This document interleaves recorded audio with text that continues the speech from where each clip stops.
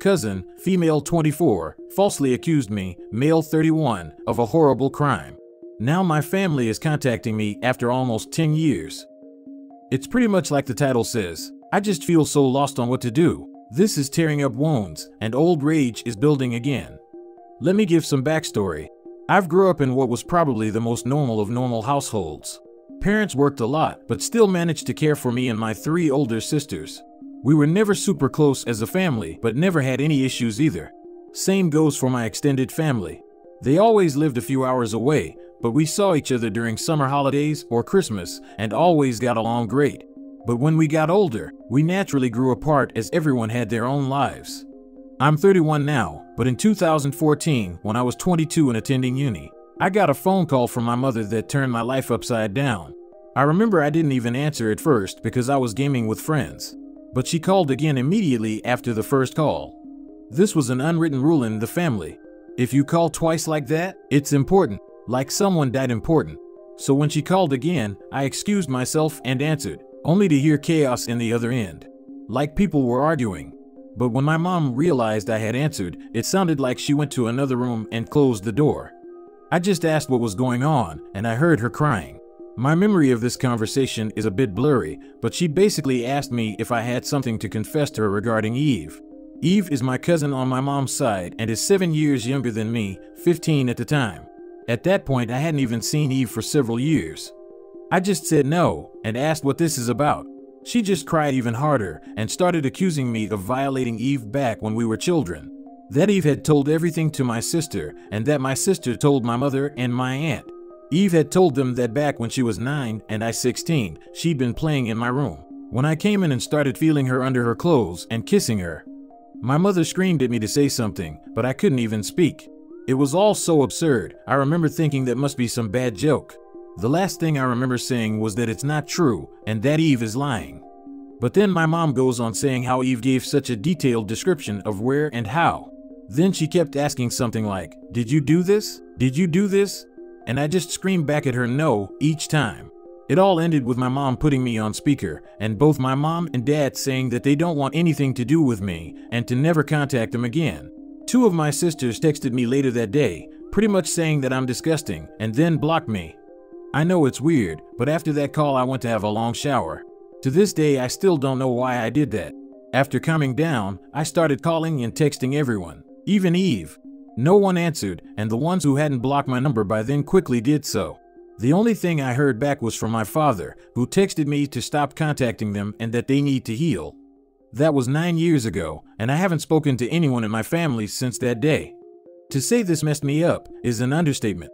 I was living in a haze for weeks after that and hardly ate at all. It didn't help that this was right before I was supposed to defend my bachelor's thesis and was already stressed out. Luckily, my co-writer sensed something was up and saved me by controlling the conversation so that I got the easy parts. Without him, I'm sure I would have failed. Needless to say, no one came to my graduation. Then started the worst period of my life. I spent the first year expecting the cops to knock on my door and arresting me for a crime I didn't commit. I didn't land any jobs, just living off my saved money. I drank a lot and did oxy. I also grew resentful and violent. The only reason I didn't hurt anyone is because no one was around. My neighbor called the cops on me once after I had smashed a glass, but I managed to convince the officers that I had just dropped it, and they went away since there were no others inside my apartment. Instead of sleeping, I spent my nights planning how I could hurt Eve and make sure no one ever found out, even thinking how I could actually do the things she'd accused me of, but much worse. I know, I'm not proud of that. I landed my first real job in my field in late 2015, only then did things start to improve. I focused all my time on my job, as it gave me something normal to do. Recovery was a slow process, but I drank less and been sober now for 4+ years, and smiled more. I lived cheap and earned good money, so I made a point of buying myself a nice gift for my birthdays, a VR headset, a motorcycle, Lego, etc. And last year I moved from my crappy apartment and bought a small house. It was an old dream of mine to have my own garage and a garden to care for. This has boosted me even more. So my life is okay now. I still got problems. I've been on antidepressants for the last few years. And while they help, it's not in a happy way. They simply remove the dark thoughts and replace them with dead ones. My trust in other people is close to non-existent. I've tried dating, but only been on 2 dates with 2 different women. It's really hard to speak like a normal person when it comes down to it.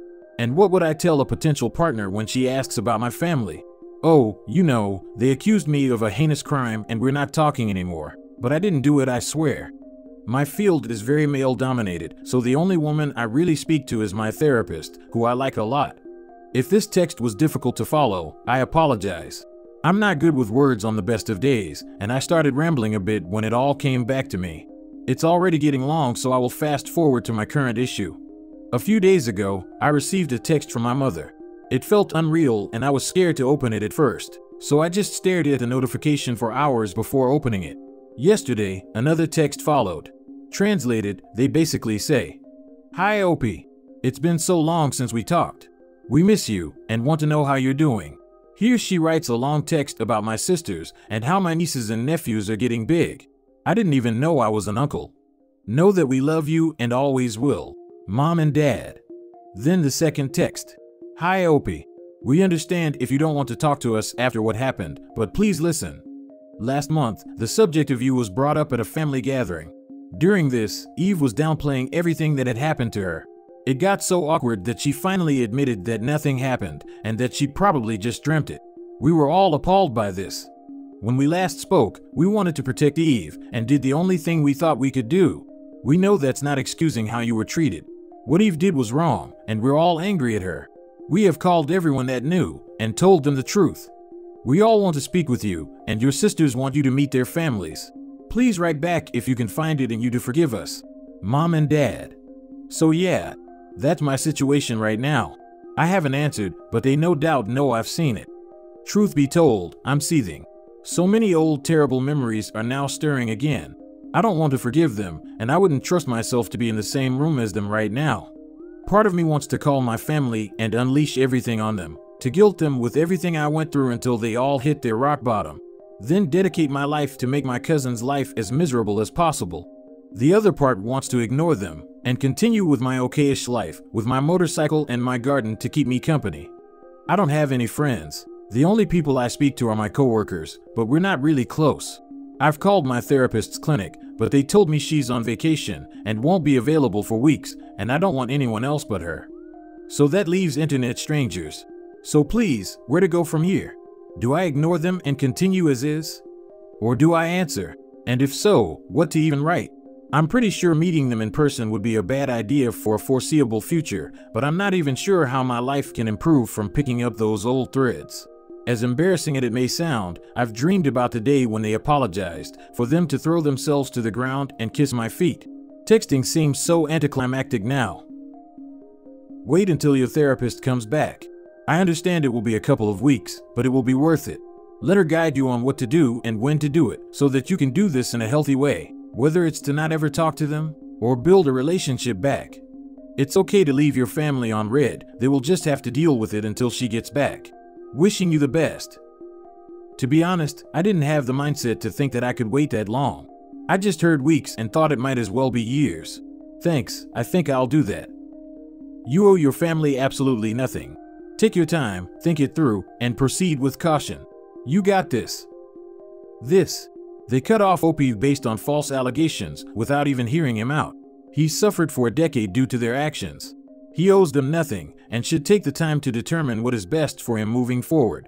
They don't get to jump back into his life with a "we're sorry" after that. I can't imagine my family doing that to me. I think you need to really sit and consider what is going to have the best impact on your own life. Having them back in it again or keeping them away. The whole issue around forgiveness needs to be put aside. What is going to give you the best life going forwards? I can't answer this question for you. I can tell you how I would look at it, and I'm going to, but you need to largely ignore what I'm about to say and think only of you.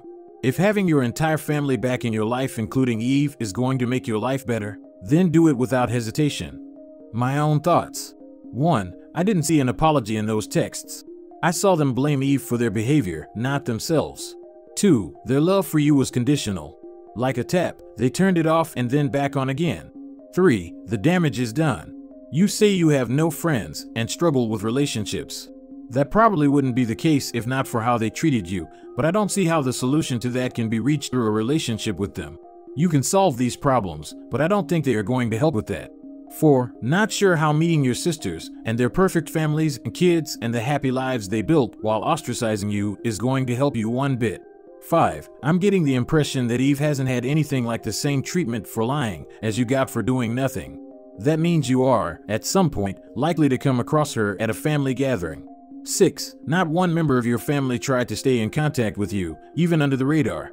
If you'd gone to prison, I'd have expected at least some to stand by you.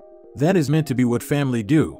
7. There is absolutely no amount of shouting or anger that will get what you want from them.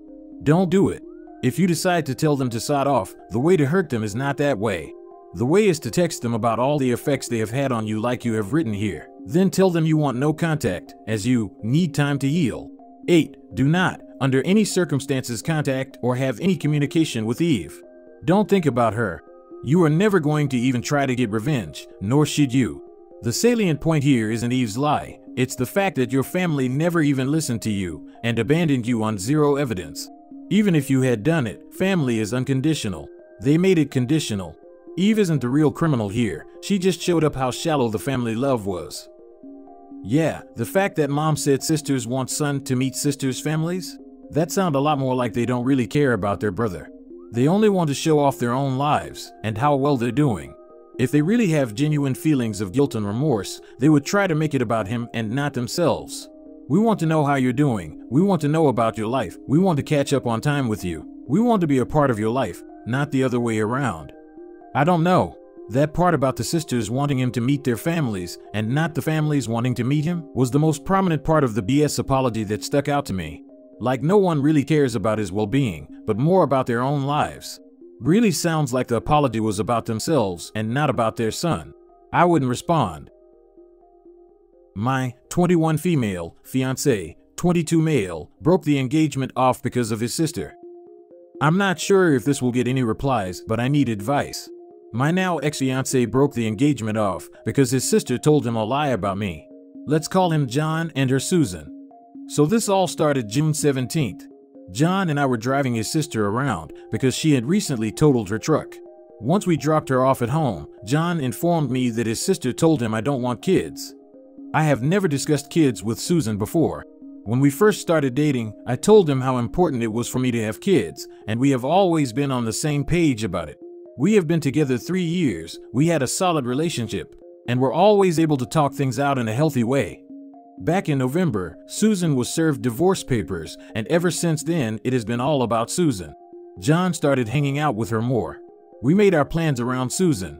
John started going out with Susan more than he would take me out. At the time, I didn't think anything of it because she needed some support. However, about 3 months ago, John stopped going out on dates with me and started going out with Susan without me. He refused to do anything with me, including simple things such as taking our dog for a walk. When he told me what Susan said about me not wanting kids, I tried reassuring him that what she said wasn't true, and that I do want kids in the future, and there's nothing I want to be more than being a mom. John told me he felt like I was lying and that he wanted to separate, but still be in a relationship until we can sort this out. So I guess we are just dating at this point, and we started couples therapy. We have been living separate for about a week now. I start all the conversations, but John hasn't reached out to me once. Does anyone have any advice on what I should do? If more information is needed, I will provide, but that's the majority of it. There's a lot of little details about John and Susan's relationship. I can add those if needed. He's done you a favor in the long run. Marriage with a puppet of a partner that dances to the tune of what other people tell them is a very lonely place. It's why I often use this quote on here. It's not what they said, it's the fact that you listened. Dude, you're 21. Why are you in a rush to get married? And frankly, why would you want to marry someone who drops you so suddenly? I'm not in a rush to get married, but I want a family. I'm not interested in partying like most of this generation. There is a wealth of things to do between having a family and partying. You could learn hobbies, you could get in therapy, you could travel, you could make new friends, you could save money, you could go to school or work on your career. The only options at 21 are not popping out some kids or partying. You can have a family at any time. Let me add my voice to the other commenters. Your fiancé was already looking for a way out. Susan may very well not have said anything to him. He could be lying himself to come up with a better sounding reason to break up with you. Do not accept his idea of separating but being in a relationship. That is extremely unfair to you. I personally think that the relationship is over. Even if Susan did lie to him, he grasped that lie to justify ending things. He has not tried to contact you once in a week. That is not someone trying to work on things, and not someone you want to marry. Good luck with couples counseling. That's the only thing you can do. But why do you want to marry someone who doesn't trust your word? What will happen when you do have kids and she tells him more lies? Also, why is she getting divorced? It's not because of lying by any chance? Because her ex lied about wanting kids and was cheating on her from what I was told. I wouldn't trust that version of events, to be honest, given she seems to be the liar. And seeing as she's the one that was served the divorce papers, implying he's the one asking for a divorce. If you have contact with him, I'd personally reach out and ascertain his version, because this lady might be pathological. Yeah, that's what I'm thinking. This is also the second time she's lied about me that I know of.